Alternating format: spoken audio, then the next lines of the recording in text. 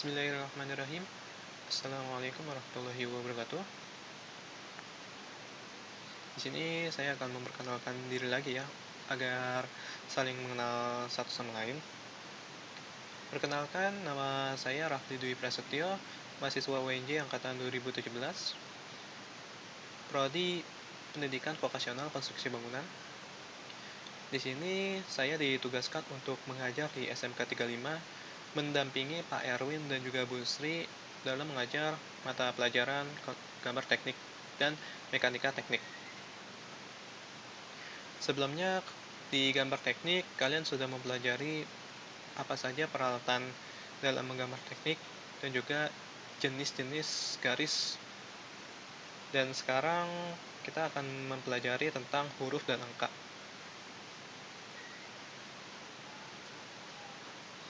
Di sini ada kompetensi dasar yang harus kalian capai. Yang pertama, siswa mampu memahami dasar-dasar gambar teknik, mengidentifikasi peralatan gambar teknik, menggambar macam-macam garis, dan juga dapat menerapkan prosedur menggambar huruf, angka, dan etikat pada gambar. Oke, kita langsung ke poin yang pertama. Poin yang pertama yaitu menggambar huruf dan angka. Untuk memperjelas maksud dari suatu teknik, gambar teknik diperlukan keterangan berupa huruf dan angka menurut normalisasi.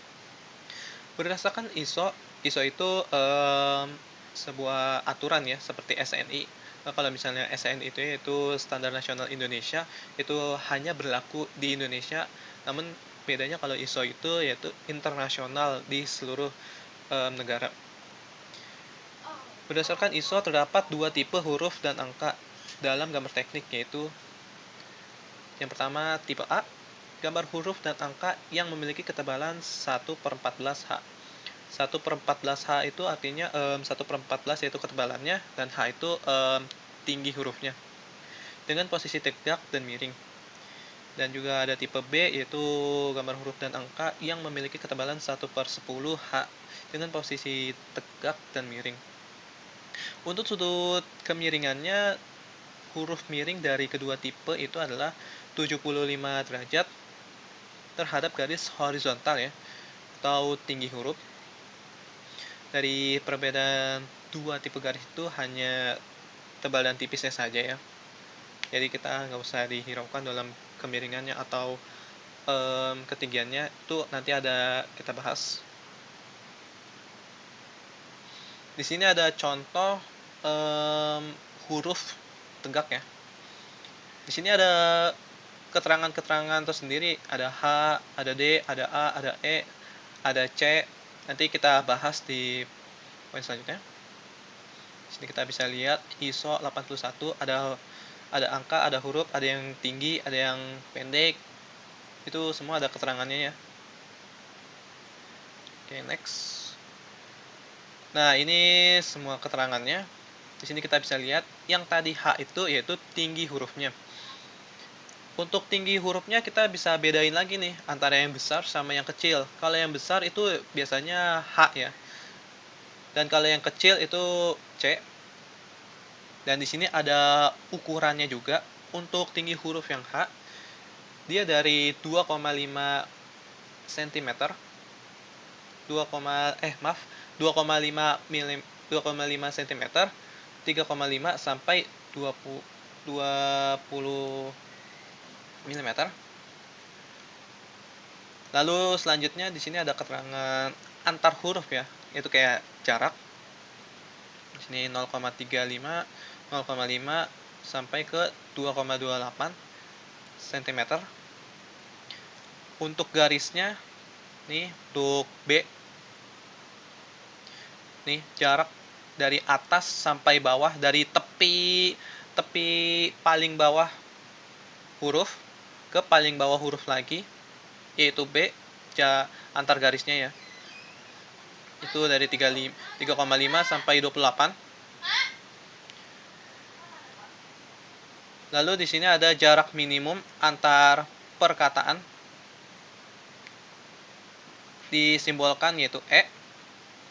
Nah, ini setiap huruf harus ada spasi atau jarak untuk menandakan bahwa huruf itu memiliki makna setiap ada space. Dan yang terakhir yaitu ada tebal huruf D. Kita bisa lihat. Nah, di sini tebal hurufnya. Seperti I, S, O, dan ini semuanya tebal huruf ya. Dan semua dari tinggi huruf, jarak antar huruf, jarak antar perkataan ini memiliki ukuran yang berbeda-beda. Di sini ada catatan jarak antar dua huruf A boleh dikurangi setengahnya apabila hari ini memberi efek visual yang lebih baik. Misalnya kayak dari jarak A ke jarak D, H. Ini simbol-simbolnya sama dengan tebal huruf D. Tuh. Jadi bisa disimpulkan untuk semua huruf dari A sampai ini simbol-simbolnya ini bisa dikurangi sesuai dengan kebutuhan saja. Di sini ada contoh seperti tadi, tapi ini untuk huruf tipe B. Tipe B yaitu ketebalannya saja sebenarnya sama seperti A keterangannya, tapi ini hanya untuk membedakan mana yang tebal, mana yang tipis, karena di sini ada perbandingan antara 10/10, 10/14, sedangkan ini 14/14, 10/14. Tuh, ini hanya tebal tipisnya saja. Namun bisa terlihat adanya catatan di huruf tipe B, yaitu jarak antara dua huruf A boleh dikurangi setengahnya. Ini sama seperti tadi, namun bedanya perbandingan tinggi huruf yang H, lebar huruf H, tingginya itu sama dengan 0,8 H. Jadi 0,8 mm dikali tingginya gitu. Dan lebar H. Dan W itu sama panjangnya. Lalu selanjutnya ada contoh huruf dan angka sesuai dengan tipe dan tegak atau miringnya huruf tersebut. Di sini kita bisa melihat untuk huruf dan angka yang tegak lurus menggunakan tipe A ya. Ini kita bisa lihat biasanya untuk tipe A itu tebalnya lebih tebal dibanding yang tipe B. Ini untuk tegak lurus ya. Tuh, lihat.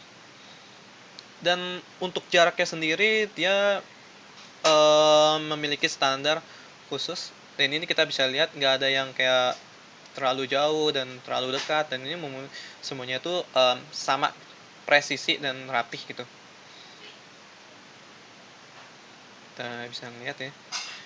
Lalu kita bisa melihat contoh yang miring seperti ini. Untuk kemiringannya sendiri kita seperti yang tadi sudah dijelaskan, kemiringannya itu 75 derajat dari tegak lurusnya. Jadi kalau misalnya di sini ditarik, misalnya di sini tarik, ini kan 90 derajat, kita langsung miringin aja ke 75 derajat atau 15 derajat dari titik 0 yang tegak lurusnya. Tuh. Namun nggak jadi masalah kalau misalnya sedikit berbeda, karena ini kan nanti kita bisa mengetiknya gitu ya kan. Tapi kalau misalnya yang benar-benar manual ya menjadikan sebuah toleransi kepada kita semua kalau misalnya ini kemiringannya nggak bisa sama semua gitu. Lalu ini ada tipe B, tuh sama aja sebenarnya, nggak jauh beda. Jadi hanya perbedaan tegak lurus dan miringnya saja. Oke, jadi itu saja yang bisa saya sampaikan terkait materi huruf dan angka. Semoga kalian bisa memahami ini semua. Dan kesimpulan yang bisa saya berikan yaitu huruf dan angka merupakan sebuah keterangan dalam gambar teknik yang bertujuan untuk memberikan informasi pada gambar tersebut. Lalu di sini Bapak akan memberikan tugas kepada kalian semua yang tengah waktunya yaitu hari ini juga pukul 23.59. Jadi kalian saya berikan tugas yaitu buatlah huruf dan angka tegak dari A sampai Z dan angka dari 0 sampai 9 seperti contoh sebelumnya dengan ketentuan yaitu gambar di A3 pakai 2B dan diberi garis tepi 1 cm. Lalu buat kop surat itu yang sebelumnya sudah Pak Erwin jelaskan, yaitu di bagian kanan bawah itu diberi keterangan yaitu seperti nama, tanggal, sekolah, waktu buat, dan lain-lain. Dan lain-lain itu ya seperti kalian bisa bebas memberikan kayak tanda tangan atau waktu mulai, ya seperti itu. Oke, itu saja yang bisa Bapak berikan. Kurang lebihnya mohon maaf. Wassalamualaikum warahmatullahi wabarakatuh.